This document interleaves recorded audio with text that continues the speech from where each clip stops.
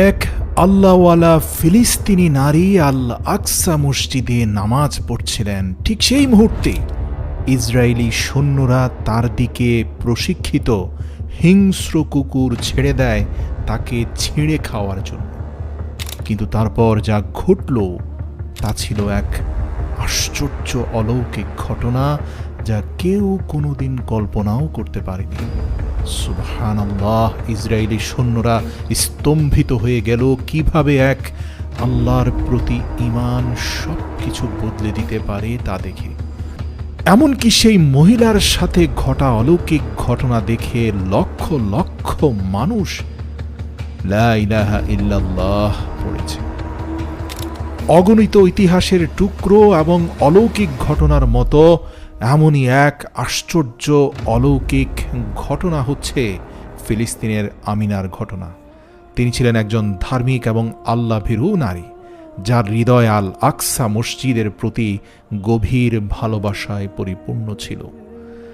অনেকদিন ধরেই তার স্বপ্ন ছিল একদিন এই পবিত্র স্থানে দাঁড়িয়ে নামাজ আদায় করবে, কিন্তু দখলদার বাহিনীর কারণে সেই স্বপ্ন ছিল প্রায় অসম্ভব।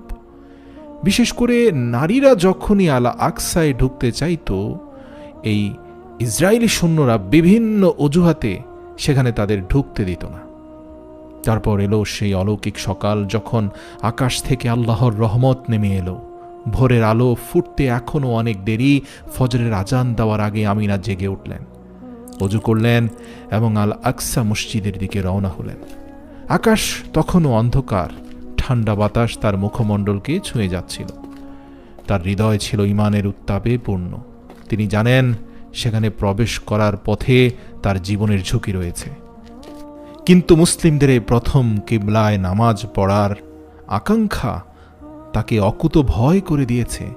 তিনি যখন মসজিদের প্রধান ফটকে পৌঁছালেন, তখন দখলদার সৈন্যরা সেখানে অবস্থান করছিল, যেমনটা সব সময় করে। প্রতিদিনের মতো মহিলাদের তখনও প্রবেশ করতে দেওয়া হচ্ছিল না। আমিনা বিনয়ের সাথে একজন সৈন্যকে অনুরোধ করলেন, দয়া করে আমাকে একটু সময় দিন নামাজ আদায় করার জন্য। কিন্তু সেই সৈন্যটি অবজ্ঞার দৃষ্টিতে তার দিকে তাকিয়ে কঠোরভাবে উত্তর দিল, না, ফিরে যাও। তবু আমিনা হাল ছাড়লেন না।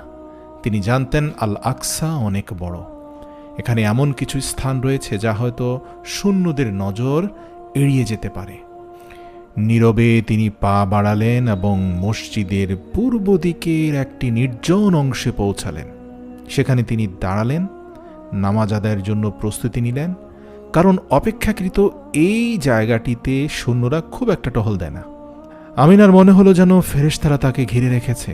তিনি তাকবীর বলে হাত তুললেন এবং গভীর একাগ্রতা ও বিনয়ের সাথে সালাত শুরু করে দিলেন, ঠিক যেন আল্লাহর রাসূলের বলা সেই সালাত, যেই সালাতের মাধ্যমে মুমিনের অন্তর আল্লাহর সাথে পরিপূর্ণরূপে সম্পৃক্ত হয়ে যায়। যেন পৃথিবীর সব কোলাহল থেমে গেছে।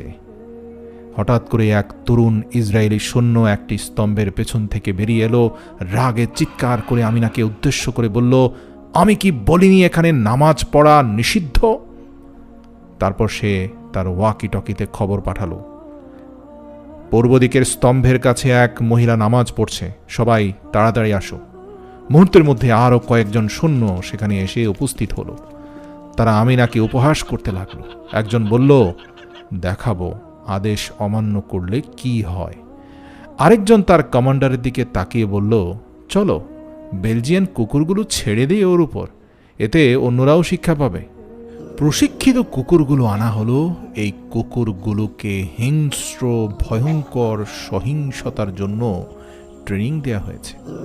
তাদের চোখ ছিল আগুনের মতো লাল, দাঁতগুলো ছিল ভয়ঙ্কর ধারালো এবং বেরিয়ে থাকা, যেন ছিঁড়ে খাবে আমিনাকে।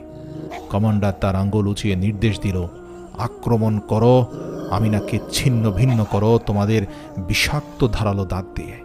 ঠিক সেই মুহূর্তে আমিনা তার নামাজ শেষ করলেন, কিন্তু তিনি পালিয়ে যাননি, বরং তিনি চোখ বন্ধ করলেন, দুই হাত আকাশের দিকে তুললেন এবং প্রার্থনা করলেন, হে আল্লাহ, শুধুমাত্র তোমার উপরই আমার ভরসা, শুধুমাত্র তুমি আমার রক্ষাকারী, তোমার সাহায্যেই আমি সংগ্রাম করি, তোমার নামে আমি দাঁড়াই, আমাকে ত্যাগ করো না। হে আল্লাহ, এরপর